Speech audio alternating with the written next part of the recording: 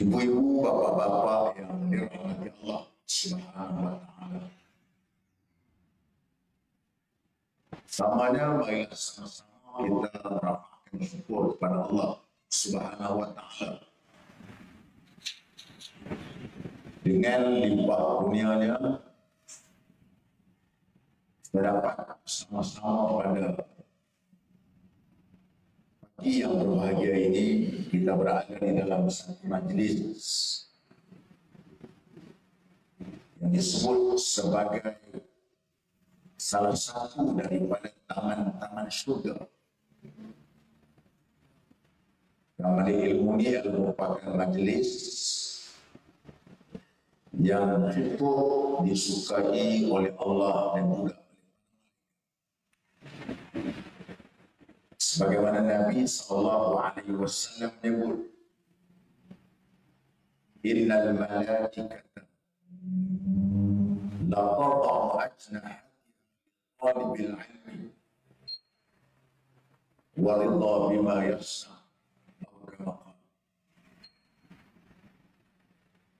Sesungguhnya Allah Subhanahu wa Ta'ala, sesungguhnya para malaikat meletakkan sayapnya kepada mereka yang berada di dalam majlis ini, dan dia redha yang kamu lakukan sepanjang berada di dalam majlis ilmu ini.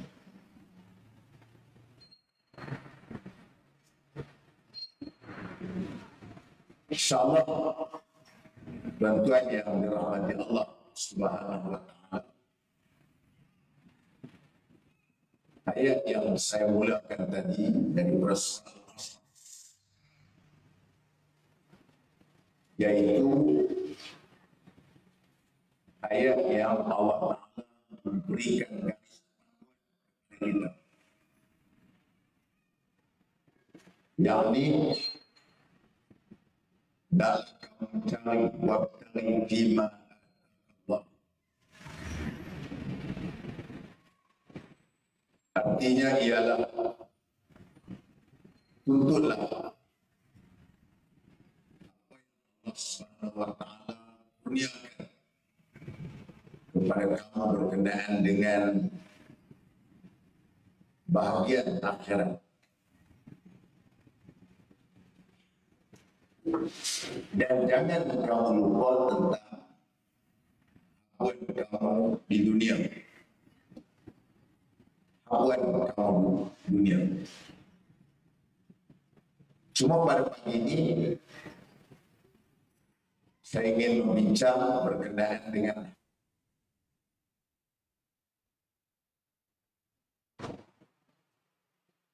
dunia ini ialah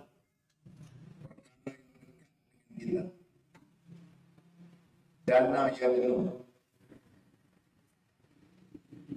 macam handphone ni dunia, mikrofon ni dunia, kemah ini dunia, tong speaker itu dunia. Dunia ni benar dekat dengan kita, dana yang dekat dengan kita. Manakala akhiratnya pula lawan kepada dunia ialah akhirat yang nun jauh di sana.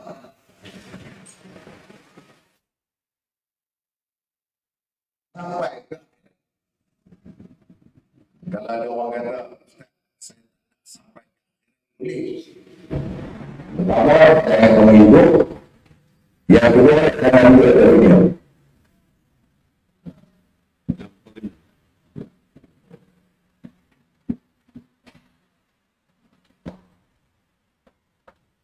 Sebab itu dunia akan berhidup sekarang. Dan itu yang kita dunia. Dan itu yang kita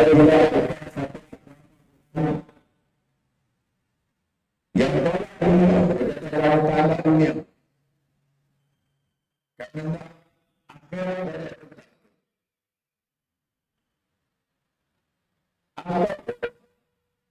yang kita minta dunia saja, akhirat kita takut. Islam mengajar kepada kita tentang dunia pun kita nak, akhirat pun kita nak. Dua-duanya setiap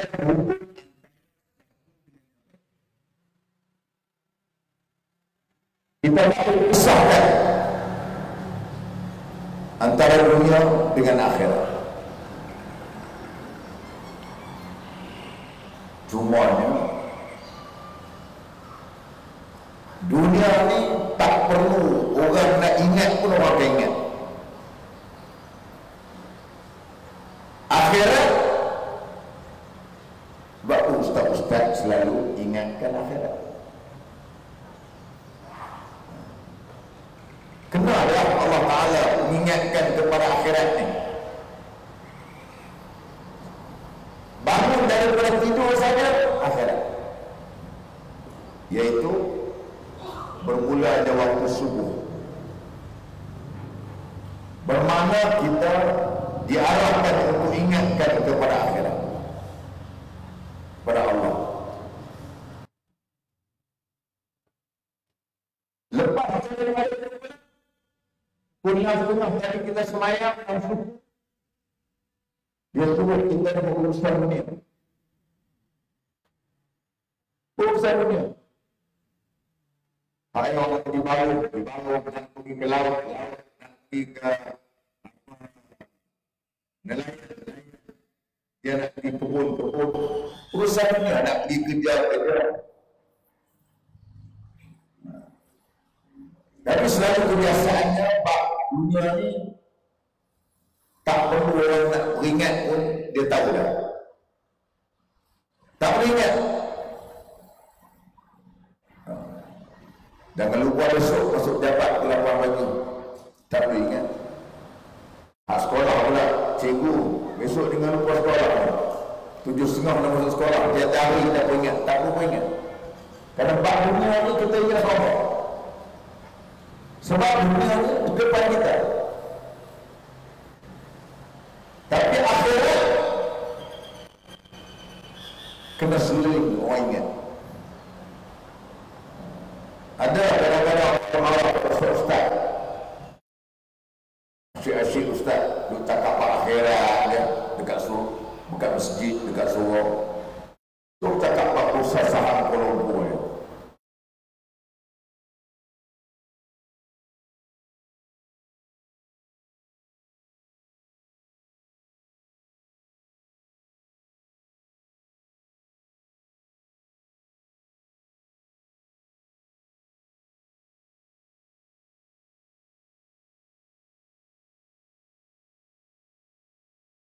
Orang cakap semua ada. Tapi akhirat ni lupa. Termasuklah saya sendiri pun. Ada teringat akhirat ni pun tidak ada cakap akhirat ni. Ada bagi kuliah, ingatlah akhirat. Beringatlah agama, ingat mati, ingat surga, ingat neraka. Selagi habis kuliah ni kita lupa. Jalan, tengok bangunan, tengok kereta, tengok rumah, lupa. Itu lumrah biasa. Itu yang pernah berlaku kepada Hanzalah yang disebut sebagai Rasul Malaika. Hanzalah ni seorang sahabat Nabi.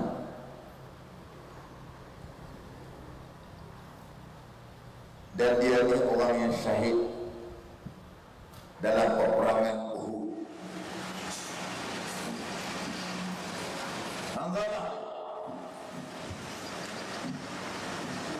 iman dia hebat tak? Iman dia orang kanan Nabi. Tapi tuan-tuan tahu, dia rasa bersalah, rasa berdosa. macam ciri-ciri munafik tu ada di dalam diri dia.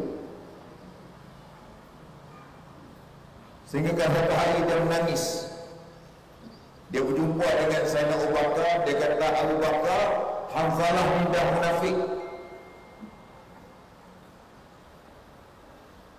Abu Bakar kata, pasal apa?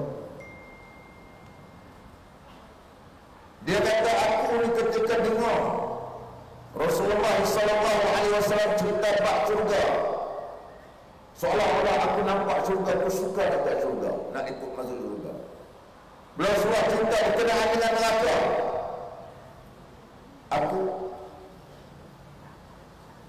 takut dengan neraka. Tapi bila aku keluar daripada majlis Nabi, aku dah lupa benda itu. Aku dah jumpa dengan anak aku, isteri aku berurusan dunia, aku lupa dengan hal yang apa yang baginda sebut kepada aku. Sebenarnya aku munafik, wahai Bakar. Jadi dia pun Abu Bakar kata, kalau kamu pun macam tu, aku pun macam tu juga. Akhir Bakar pergi jumpa Nabi. Dia kata, ya Rasulullah bertanya, dia kata, apa kau menangis? Hanzalah. Dia cerita dah tadi. Dia kata, aku berjumpa kau, aku takut dengan Tuhan. Bila berpisah dengan kau, aku lupa. Maka Nabi kata, ya Hanzalah, kalau kau sepanjang masa ingat kat aku macam kau duduk dengan aku, nescaya malaikat pun datang dekat dengan kau, syihan dengan kau. Pasal apa? Kau hebat setara dengan kami. Sedangkan kita manusia, kita makhluk yang ada Yazid, iman kita ni bertambah. Duduk dalam bilik ilmu ni tambah dah sikit. Macam saya duduk dalam bilik kuliah ni tambah sikit iman. Habis kuliah ni kurang sikit iman. Biasa kita manusia. Lain malaikat ni dia iman dia bertambah. Rasulullah kata, kamu sebagai sifat manusia, ada ketika kamu bersuka dengan keluarga, ada ketika kamu dengan ibadat dengan Allah. Itu lumrah biasa. Janganlah menangis, maksud dia macam tu lah. Jadi kita pun, tuan-tuan, begitu, Hanzalah dia terkenal sebagai Rasul Malaikat. Sebab dalam peperangan Uhud, waktu tu dia baru kahwin dan dia telah bersama dengan isteri dia, dapat panggilan jihad, tak sempat dia nak mandi junub, dia terus pergi ke medan. Dalam peperangan Uhud tersebut dia gugur syahid. Bila gugur syahid, maka waktu tu mayat orang mati syahid tu menjadi tumpuan. Pasal mereka tengok mayat tu basah. Kemudian Nabi pun pergi jumpa dengan isteri dia, tanya. Isteri dia kata, ya Hanzalah semalam dia bersama dengan saya, tak sempat untuk mandi junub, dia terus pergi ke medan. Maka Nabi kata, benarlah hari ini malaikat yang mandikan dia. Apa moral story dia? Nak cerita para sahabat yang tuan-tuan, mereka takut diri mereka itu dihinggap dengan sifat munafik. Takut. Macam juga Abu Bakar Siddiq, ada macam juga Sayyidina Umar. Sayyidina Umar kerana list senarai orang yang ada sifat munafik ini ada kepada Huzaifah bin Yaman. Huzaifah ni dia pegang Allah Ta'ala, Nabi itu ada kelebihan kepada Huzaifah, dia tahu senarai-senarai orang munafik. Bila Sayyidina Umar tahu kata yang pegang senarai munafik ni ialah Huzaifah, dia pun pergi jumpa Huzaifah, nak tanya mu ni, nama aku ada tak? Dia pusing, takut nama dia terus senarai munafik. Kalau kita tak tanya apa tu, Allah mu dah, kau apa tahu dah. Aku nak tanya sama dia, Huzaifah, senarai kontrak aku dapat. Kalau kita lah kan, senarai yang lih nama tu minta tanah tu boleh tak? Senarai kalau kita tanya tu dia tak tanya takut senarai atau tidak. Dalam senarai orang munafik. Saya nombor. Di sebab itu tuan-tuan yang saya hormati sekalian, kita lumrah biasa itu nak sebut tentang berkenaan dengan dunia. Dan dunia kepada bagi orang-orang yang beriman, dia adalah merupakan ad-dunya mazra'atul akhirah. Dunia ini ladang untuk akhirat. Dunia. Kita akan sampai ke akhirat. Kita akan sampai. Hanya masa saja yang akan menentukan bila kita akan sampai akhirat. Akan sampai. Akhirat kita akan sampai.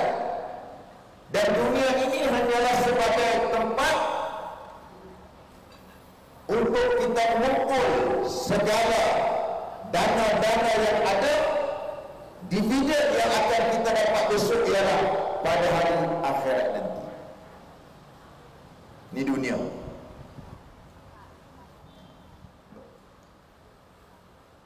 Kita duduk dunia ini tujuan dia yang bukan ada benar lain. Kalau dunia ni sementara dan kita hidup pun tak lama, jadi disebut oleh yang berhormat Ridwan tadi, umat ni Muhammad ni tak panjang umur. Saya tengoklah dewan ni pun tak ada umur yang 80 tahun. Ada 80 tahun? Tak ada. 40 tahun. Tak ada saya rasa. 70 tahun mungkin ada. 40 tahun. Umur Nabi Muhammad ni tak panjang. Umur ummati baina sittin wa sab'in. Umur umatku ni antara 60 hingga 70 tahun. Sebab tu kerajaan bagi umur pencin tu 60 tahun tu elok. Sempat makan pencin 3 bulan mati. Kan? Artinya kita katakan tadi ialah umur kita tak panjang maksudnya. Tak panjang. Masalah dia tuan-tuan. Kita hidup ni 60 tahun ya 70 tahun. Katakan tu kita dulu umur 100 tahun. Tapi dia duduk dalam kubur tu, dia mati dalam kubur, duduk dalam kubur lah ni. Dia mati tu kat 1 tahun lebih dah. Duduk dalam kubur lebih lama daripada duduk di atas darat. Tak ada dunia. Ini realiti yang berlaku. Sebab tu kita ni nak memikirkan, kita gunakan manfaat dunia ini ialah untuk kebaikan kepada kita, untuk kita bawa bekalan kita pada hari akhirat nanti. Betul ada seorang sahabat Nabi, dia berjumpa ya Rasulullah, boleh atau tidak aku ni nak minta aku nak bahagia di akhiratnya, aku tak nak dunia. Nabi kata tak betul. Nanti Nabi ajar, Nabi kata apa? Rabbana atina fid dunya hasanah wa fil akhirati hasanah wa qina azabannar. Nabi kata baca yang ni, minta doa ke Tuhan, dunia pun kamu dapat baik, akhirat pun kamu dapat baik. Dua-dua minta. Tak boleh kamu hanya nak minta dunia akhirat bahagia, dunia tak bahagia, tak betul. Dua-dua ni Islam ni agama imam gitu. Maka tuan-tuan, orang sebab tu dunia ni kita kena guna dengan baik-baik. Kita kena manfaatkan dunia ini yang terbaik. Kita guna betul. Jangan kita duduk atas dunia ini kita khianat apa yang Allah Subhanahu wa taala berikan kepada kita. Kita khianat, kita tak gunakan dunia ini dengan yang terbaik. Kerana dunia ni tempat untuk kita beramal. Akhirat ialah merupakan hari pembalasan. Dunia adalah yaumul amal. Akhirat merupakan yaumul jaza, hari pembalasan nanti. Oleh itulah, dalam hal seperti begini, para ulama, Nabi kita, Quran mengingatkan kepada kita supaya kita jaga bab dunia ni. Dunia kita hendak, tapi jangan sampai kita meleweng daripada apa yang sepatutnya kita lakukan sebagai hamba Allah Subhanahu wa taala di atas muka bumi ini. Atau apabila kita dunia ni kita tak guna dengan baik, maka ianya akan menjadi ancaman kita di akhirat. Akhirat ni menjadi, di akhirat besok, dengan sebab kita atas dunia ini menjadi ancaman kepada kita. Karena kita hidup lama atas dunia, kita melakukan perkara-perkara yang Allah Ta'ala marah sebagainya, akhirnya dunia ini menjadi bencana, bala, ancaman waktu kita berada di akhirat nanti. Sebagaimana Allah Subhanahu wa taala sebut dalam surah Hud ayat 15 dan 16. Man kana yuridul hayatad dunya wa zinataha nuwaffi ilaihim a'malahum fiha wa hum fiha la yubkhasun. Ulaika alladhina laysa lahum fil akhirah illa an-nar wa habita ma sana'u fiha wa batilum ma kanu ya'malun. Maksud dia, siapa yang keadaan usahanya semata-mata berkendakkan kehidupan dunia dan perhiasannya, maka kami akan sempurnakan hasil usaha mereka dunia, dan mereka tidak dikurangkan sedikit pun padanya. Mereka lah orang-orang yang tidak ada baginya pada hari akhirat kelak selain daripada azab neraka. Dan pada hari itu gugurlah apa yang mereka lakukan di dunia, dan batallah apa yang mereka telah kerjakan. Na'udzubillah min dzalik. Ini yang kita katakan, kalau dunia itu yang kita leweng, kita tak manfaat yang betul, maka ia menjadi ancaman kita waktu kita berada di akhirat. Dunia kau nak cari, Allah kata, man kana yuridul hayatad dunya wa zinataha nuwaffi ilaihim a'mal. Tak apa, kamu nak sangat dunia, kamu nak sangat perhiasan, kamu nak sangat kemewahan, kamu nak pangkat, kamu nak sebagainya, nuwaffi ilaihim, bagi, ambil kamu, ambil.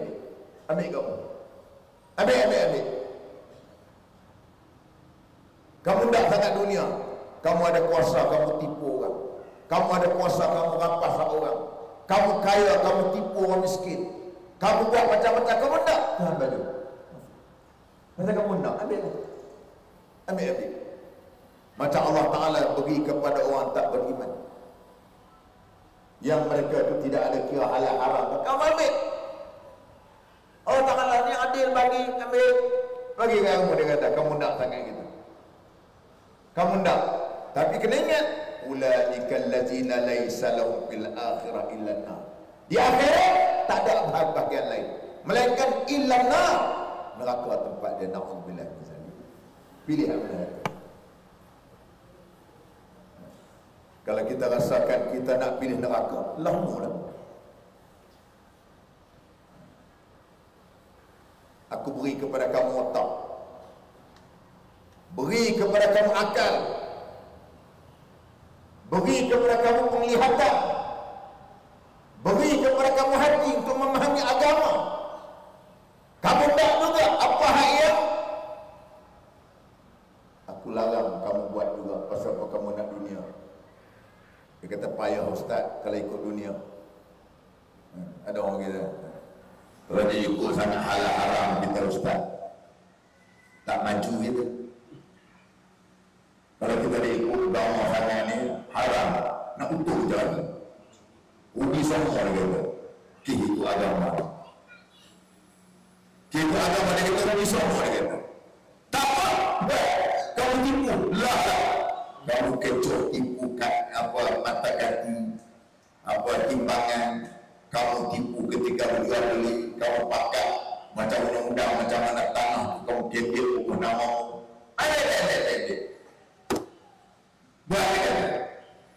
Tapi kamu kena ingat di akhirat nanti laisa lahum bil akhirah illa Allah. Tidak ada. Inilah.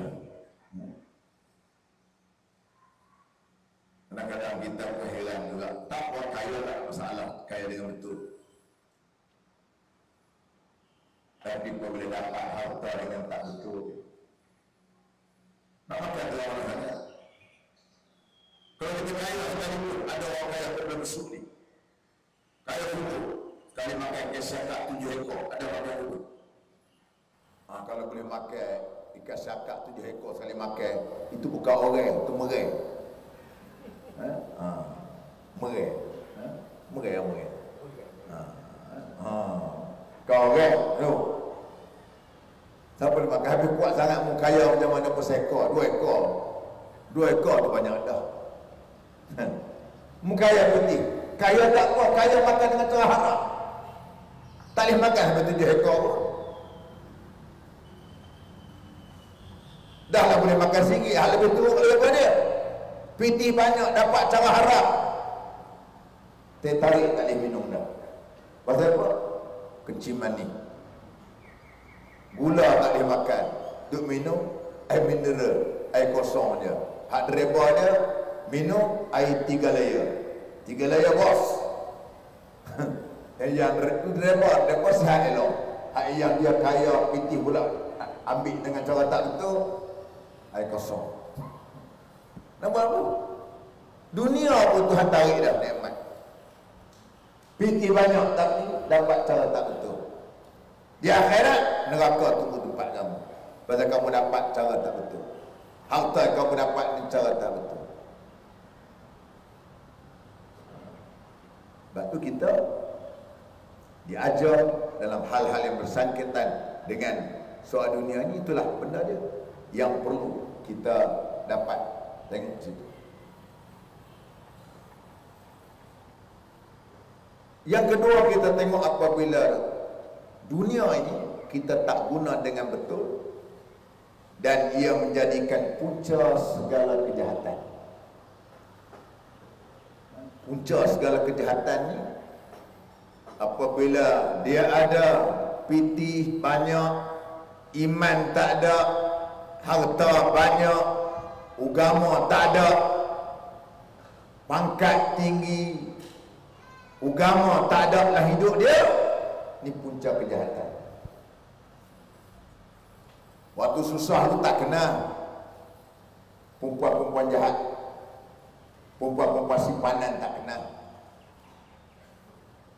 Tak kenal untuk nak pergi ambil perempuan-perempuan yang tak baik. Bukan dia kahwin jadi perempuan simpanan, di sugar daddy dia sebagainya. Pasal dia kaya, menjadi punca kepada kejahatan kalau harta tadi dia tak guna betul. Banyak ganggu tu lah. Hak kaya ni, hak tak ada iman. Hak ada iman insyaAllah. Ini kita cakap tentang hak orang ada harta yang dia menjadi punca kejahatan. Waktu meniaga untung 1,000-2,000 sebulan, tak apa nak kenal lagi. Tempat-tempat jahat ke, maksiat ke, tempat-tempat hiburan ke sebagainya, tak apa kenal lagi.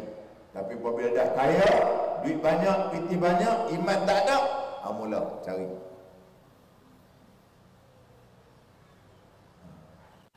Yang katakan tadi, harta tadi, kalau kita lakukan demikian, ia merupakan satu punca kejahatan yang manusia lakukan.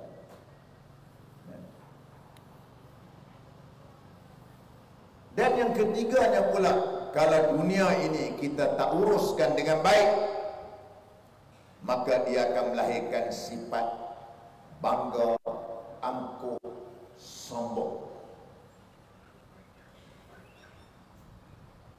Selalu orang sombong ni, orang miskin jangan sombong. Selalu hak yang sombong ni orang kaya. Tapi kena ingat juga, antara yang Nabi Allah Ta'ala marah di akhirat besok ialah orang miskin yang sombong.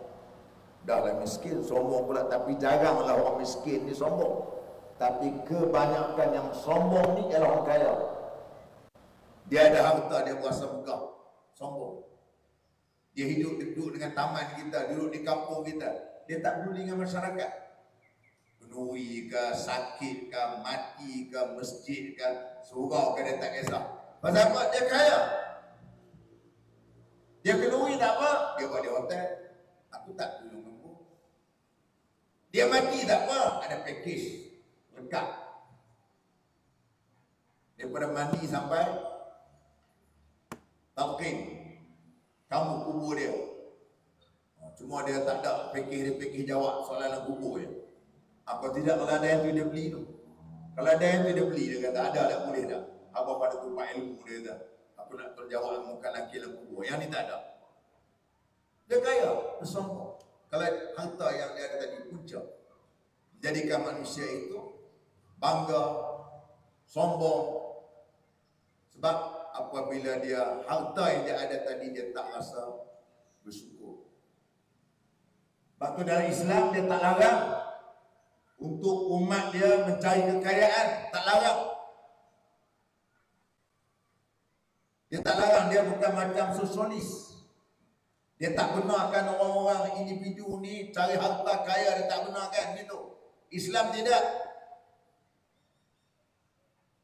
Islam benarkan kamu bekerja, kamu berniaga, kamu kumpul kekayaan, tak apa. Islam tak larang. Tapi apa dia suruh buat? Kamu kena keluar zakat.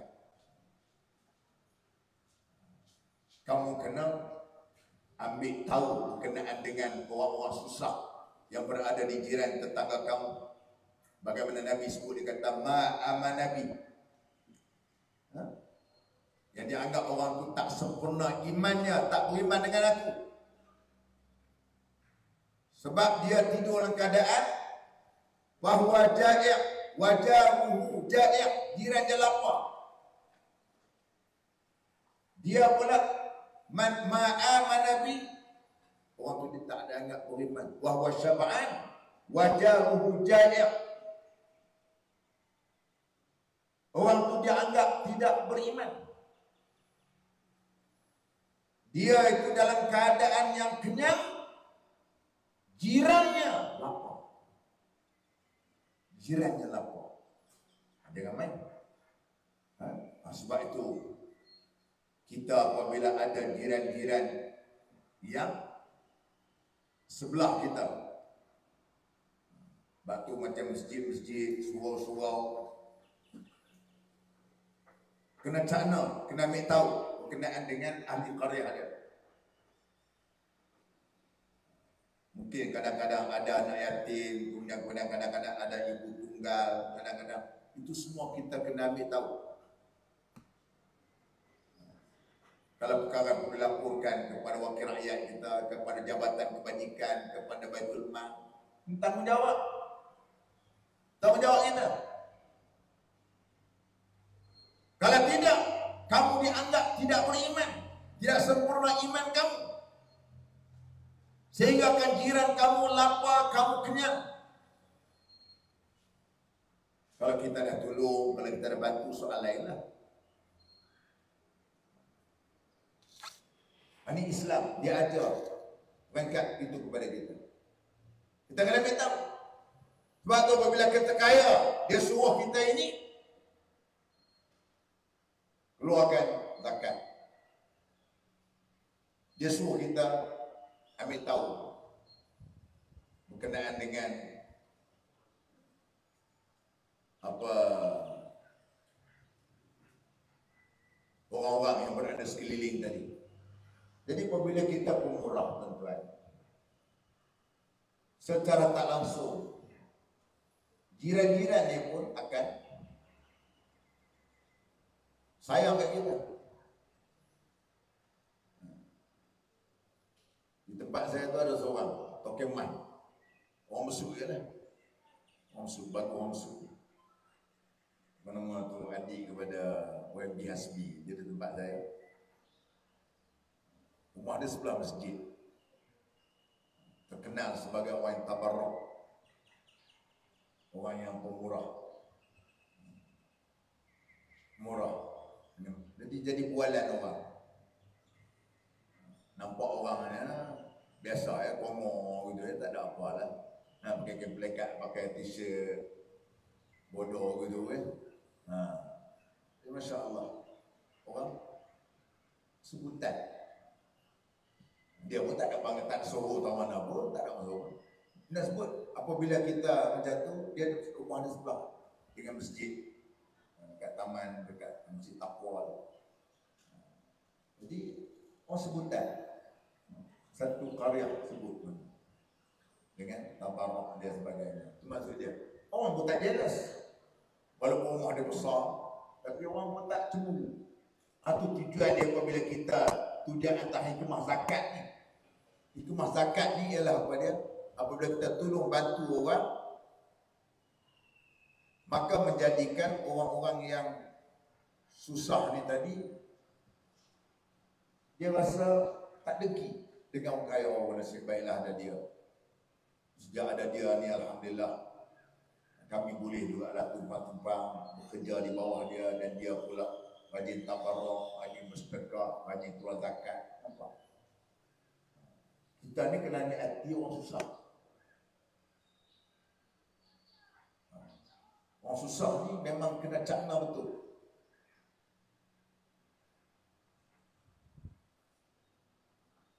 Oleh itulah apabila kami belajar jadi wakil rakyat di kampung-kampung ni, antara bendanya ialah orang susah. Orang kaya ni dia tak kisah. Dia yang hendaknya ialah kita boleh membawa suara-suara kita di parlimen dan dun. Dia tak kisah. Orang kaya dia tak juga, tapi orang susah benar. Dia nak kita cakna dengan dia nak kita ambil berat kenaan dengan dia. Itu orang susah. Kita kena terima hakikat itu. Hakikat itu. Dan mereka juga selalunya merupakan orang yang inferiority complex, ada orang kedah nafsiah. Ada orang panggil di inferior ni lah, rasa rendah diri kan. Orang susah kan? Orang susah. Dia kadang-kadang nak jumpa kita, dia rasa malu. Padahal kita tak ada apa. Dia rasa malu, dia rasa malu. Orang susah ni.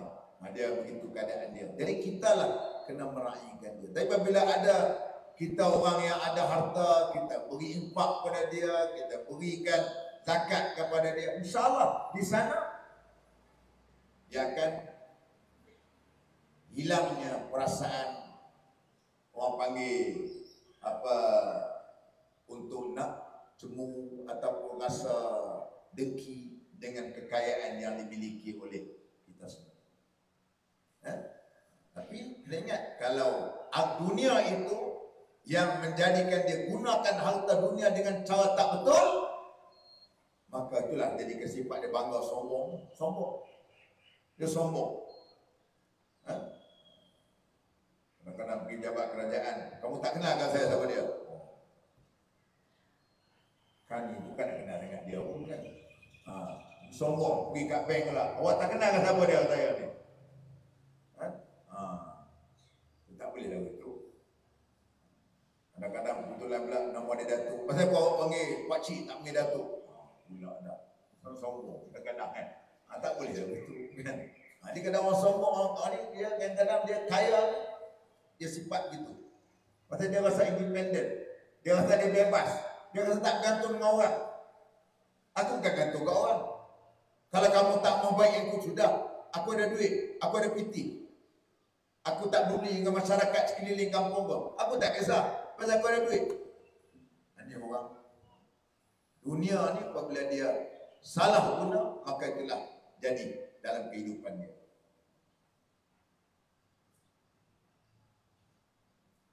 Yang keempatnya, apabila dunia ini yang ada kepada dia menyimpang, menjadikan hubungan dia dengan Allah Ta'ala itu sudah jauh. Sudah jauh. Dalam arti yang kata lain, dia hanya memandang soal keuntungan material, keuntungan dollar and sen. Cara dia nak dapat tu tak penting. Yang penting aku nak untung. Cara tipu ke cara sebagainya tak penting. Cara rasuah kan tak penting.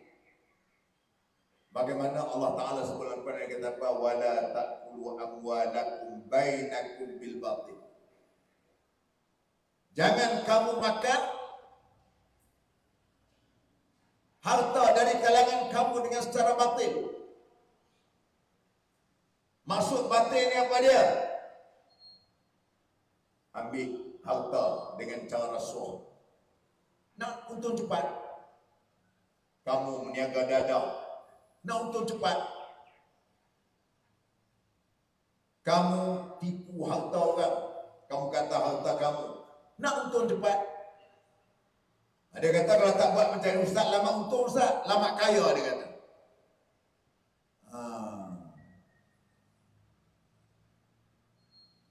Tak boleh.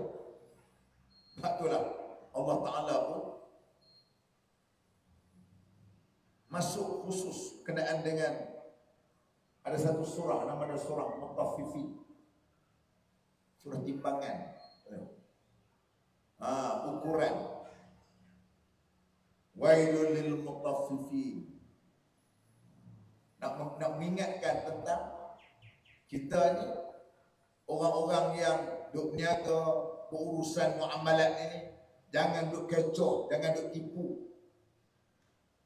Yang kamu tipu dari segi timbangan dia, kamu jual tanah, kamu ambil tanah orang penggan, kamu pakat dengan dulu supaya tanah orang masuk tanah kamu. Itu semuanya apabila dia nak kepada dunia macam ni, dunia yang dia nak tadi, maka menjadikan dia sudah tidak kira soal berkenaan dengan halal ataupun haram. Na'udzubillah. Dia jadi itu kerana dia tak kisah. Yang pada dia ialah perkara yang perlu dia dapatnya ialah keuntungan, bukannya soal berkenaan dengan halal ataupun haram. Tak boleh. Tu kita tengok manusia apabila dia sudah gila kan kepada dunia ni, dia tak ada, dia salah guna harta dunia, maka tu dia jadi. Kita jangan jadi macam tu, kerana kita nak, walaupun kita nak kaya, tapi biarlah kaya kita itu kaya dengan secara apa yang diajar oleh Nabi dan juga oleh ajaran Rasul kita. Itu yang kita nak. Kita tak mau, kita tak nak sampai kita tak kira halal atau haram sebagainya. Zaman hari ini kita katakan orang duk ambil rasuah sebagainya, itu pasal dia tak dikira berkenaan dengan dia kira. Dia kata, Ustaz, kalau dia kira dulu betul, payahlah Ustaz. Tak boleh begitu. Ini kita membinasa kita apabila buat begitu. Bila buat macam tu, binasa diri kita dan juga agama kita. Binasa diri kita, agama kita, negara kita, binasa dengan angkara daripada rasuah ni tadi. Kamu boleh lepas undang-undang daripada undang-undang tindakan SPRM, kamu boleh lepas. Kamu boleh lepas daripada tindakan polis, tapi kamu tak lepas kerana Allah Ta'ala, malaikat sentiasa observe, tengok kamu. Kita fikir benda tu, insya-Allah kita akan menjadi orang yang amanah dalam tindakan ataupun urusan kerja kita. Dan bagi orang yang telah menganggap bahawasanya inilah dunia yang mereka nak, maka mereka tak kisah sama ada benda itu boleh ataupun tak boleh. Tengok. Yang kelima,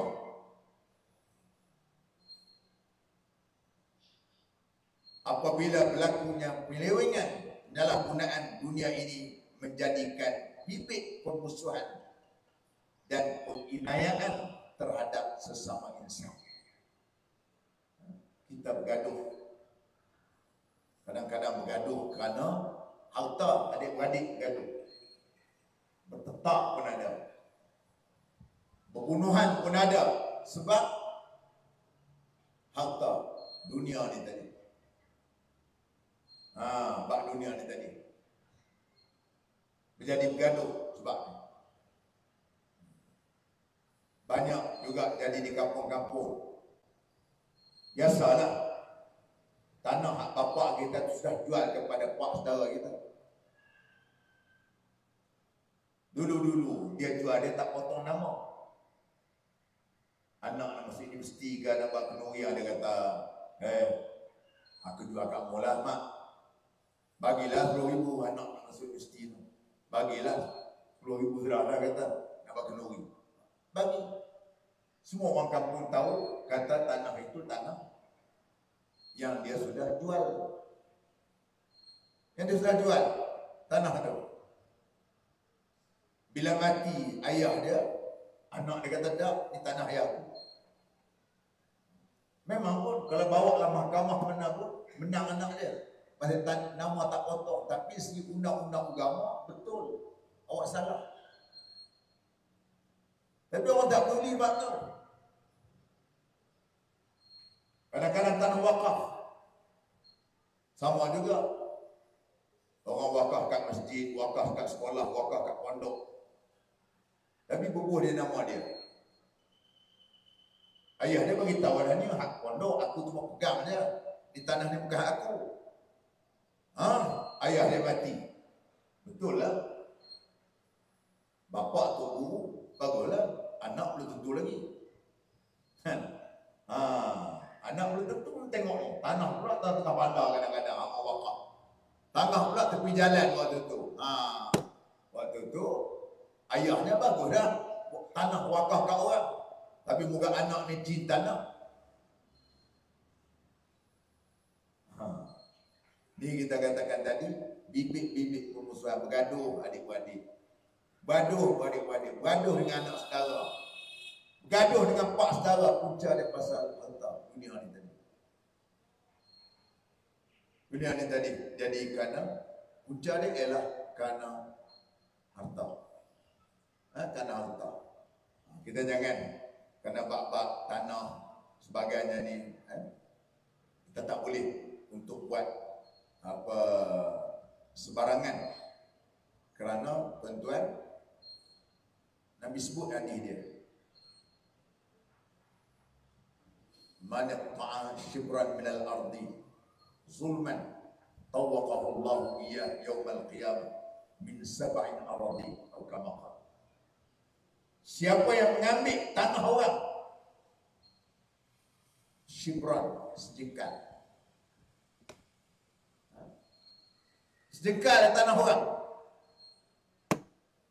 secara zalim atau tipu, Allah Ta'ala akan hempat dia besok dengan 7 lapis bumi. Na'udzubillah. Coba yang tak sejengkal.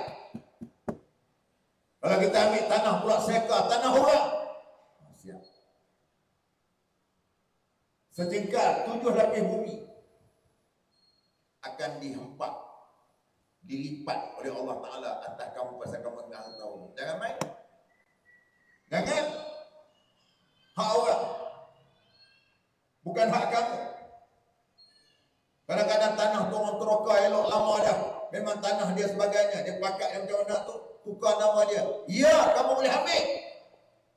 Tapi kamu ni ingat, di akhirat sedang menunggu kamu. 7 lapis bumi akan empat pada kamu.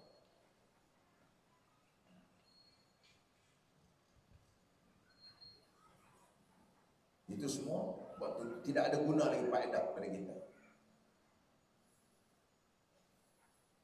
Yang lebih penting sekali kita tengok harta-harta yang dapat cara macam tu semua tak berkat lagi.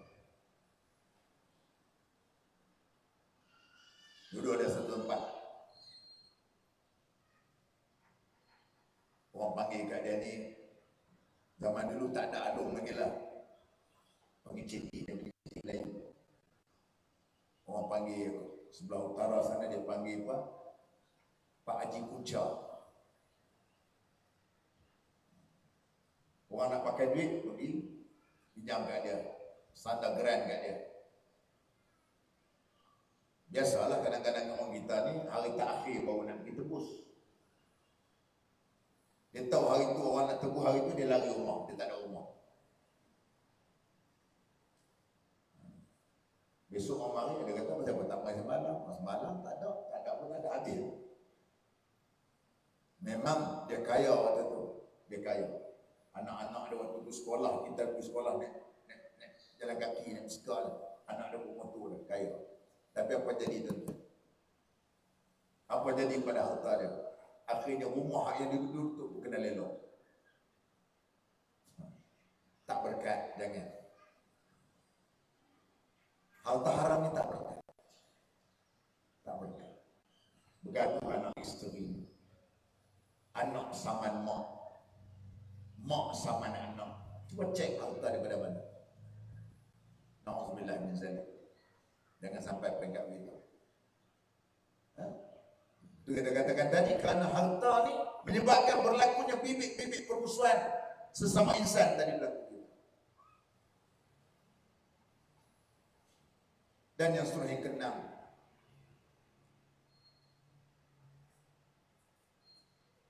akibat daripada harta yang dunia ni, yang kita melewati dunia tadi, penggunaan dunia tak betul, menghalang manusia daripada mendapat rahmat pada hari kiamat nanti.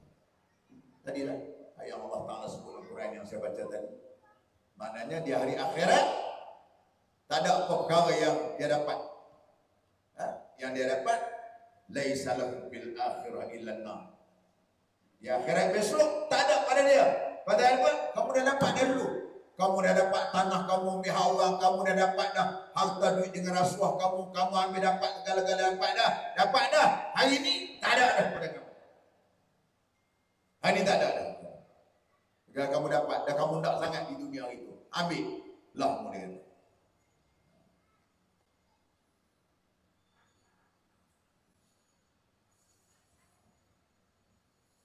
Yang ketujuh, kehidupan dia pula tidak tenang. Kerana orang yang macam ni ialah orang yang rasa sentiasa bersalah. Kita kalau ambil hak orang ni rasa bersalah. Macam perompak, pencuri. Padahal hak blok tu trafik, dia dah anggap orang nak ikat dia, dia patah balik, dia bersalah. Orang rasa bersalah. Tengok lampu JKR dengan lampu polis, bersalah. Tak tenang hidup. Tengok kereta Pesona Proton duduk simpang-simpang mana-mana kalau putih, dia ingat polis lah. Dia nak minum kedai, dia bukan jahat orang, beli ambil tak betul. Nak minum kedai kopi seorang-seorang, roti canai nak kena seorang-seorang, dia takut. Sebab apa? Sebab dia bersalah. Sebab dia ambil cara dunia dengan cara tak betul. Tak tenang, tak ada life, orang tak ada hidup. Tak ada hidup. Hidup sentiasa diburu dengan ketakutan dan kesalahan. Hidup dia begitu. Hidup dia begitu. Tak ada makna. Maka tidak ada artinya kalau kita ada kekayaan, tetapi kekayaan dalam bentuk yang sentiasa menghantui kehidupan dia tadi, sentiasa menghantui kehidupan dia. Akibat daripada perbuatan-perbuatan yang macam laku itu. Jadi sebab itulah kita harapkan supaya apa yang kita lakukan, terlihat dalam hal seperti begini, kita tak bertindak. Bukan kita katakan tadi dunia ni bukan tak penting, penting kita nak kaya. Ada seorang tu saya jumpa dengan orang tua, dia kaya dah, duit banyak. Dia kata, saya tanya dia, Pak Long duduk bekerja apa lagi, berniaga apa lagi? Dia kata, Ustaz, saya berniaga ni untuk keluar zakat. Masya Allah. Saya keluar ni untuk saya keluar zakat. Dia berniaga tu saya nak keluar zakat. Bukan dia semua untung. untuk nak keluar zakat. Ini bagus tu kata tadi, tak salah. Sebab tu kita nak orang Islam ni orang Islam yang kaya, orang Islam yang hebat, baik. Sebab tu waktu saya bercakap dengan pelajar-pelajar universiti, dengan orang-orang cerdik pandai, saya kata kamu hak belajar universiti, kalau hak doktor biar kamu jadi doktor pakar, kalau ambil lereng sains biar jadi saintis, kalau ambil bagian perakaunan ambil chartered accountant, maknanya kamu mesti orang yang bijak. Kalau ambil dalam bagian food technology, kamu juga sebagai peluang makanan. Kita orang Islam macam tu. Kita nak orang Islam kaya. Kita nak orang Islam hebat. Kita nak orang Islam ini menguasai segala-galanya. Ini kita nak.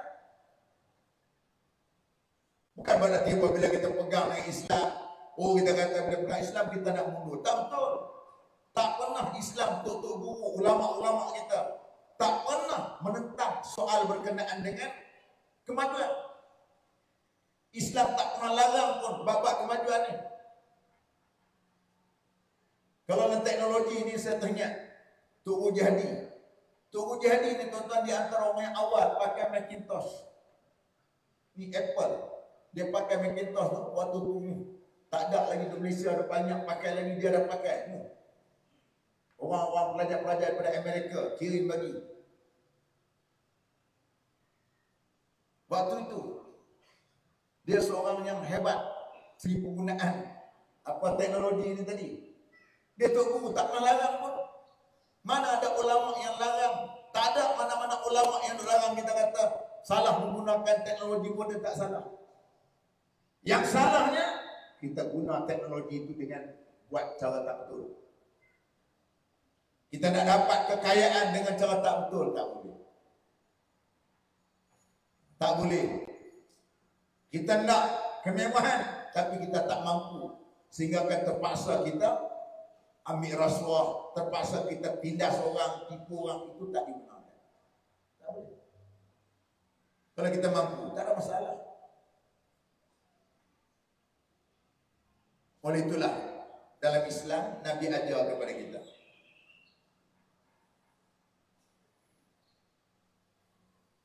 dalam hal-hal yang berkaitan dengan dunia ini, maka Nabi kata, kamu kena tengok fal yanzur ila man huwa asfala min. Kamu kena tengok orang yang lebih bawah daripada kamu. Bab dunia. Bab dunia.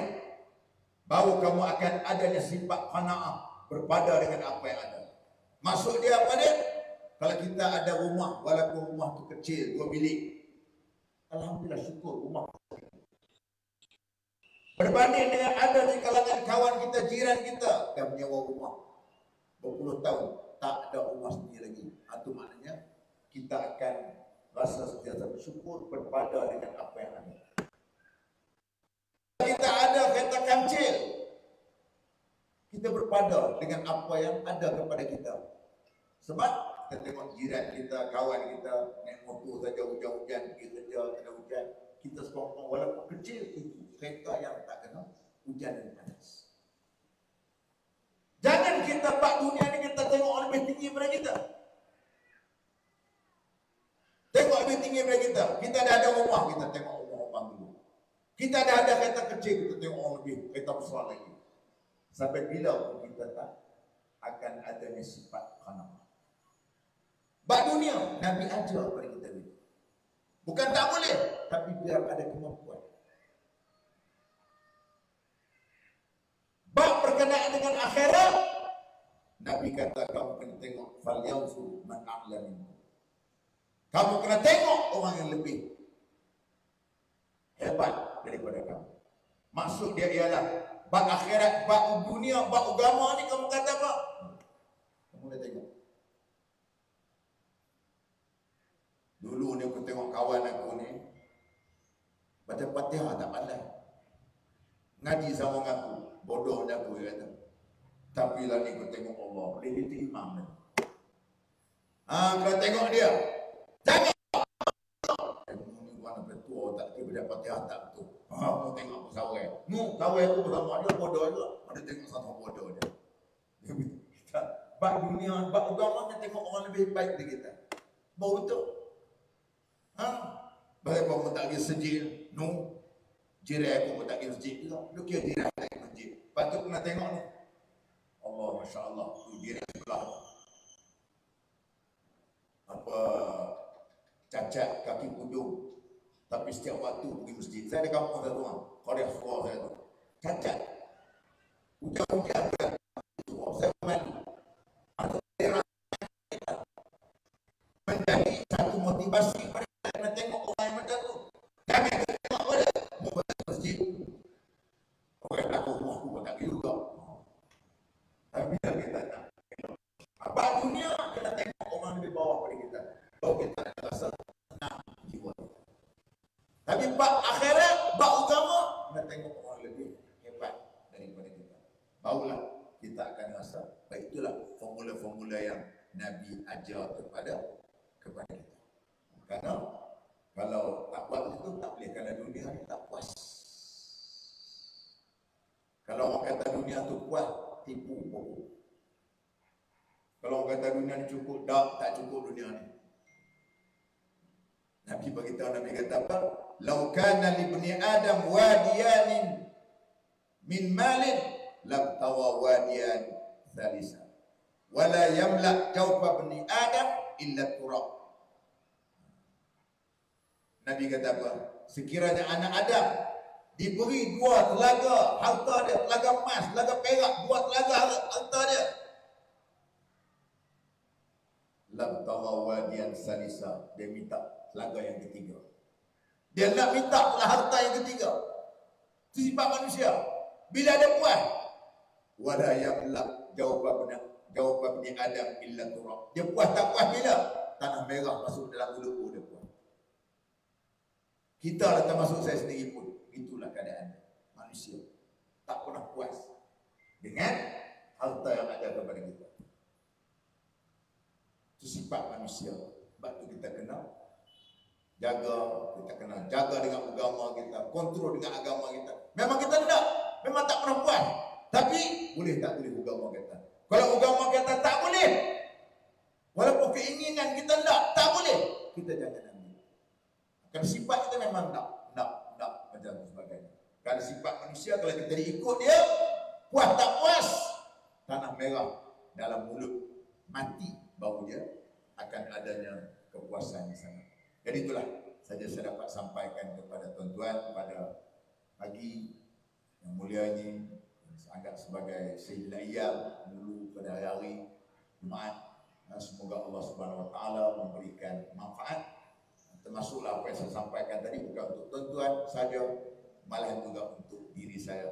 Waktu saya menyampaikan ini juga sekurang-kurangnya dapat memberikan peringatan kepada saya sebagai manusia, sebagai insan, sebagai makhluk yang banyak dosa, banyak kesalahan, banyak kesilapan, dan banyak yang tak buat daripada kita buat. Sekurang-kurangnya dapat memperbaiki diri saya juga untuk sama-sama, bukan saja pada hari ini kita bertemu di dataran ilmu ini saja, malah juga kita akan bersama di hari akhirat nanti, insyaAllah di surga. Aku qauli hadza wa astaghfirullahal azim li wa lakum. Wassalamualaikum warahmatullahi wabarakatuh. Bismillahirrahmanirrahim. Allahumma ta'ala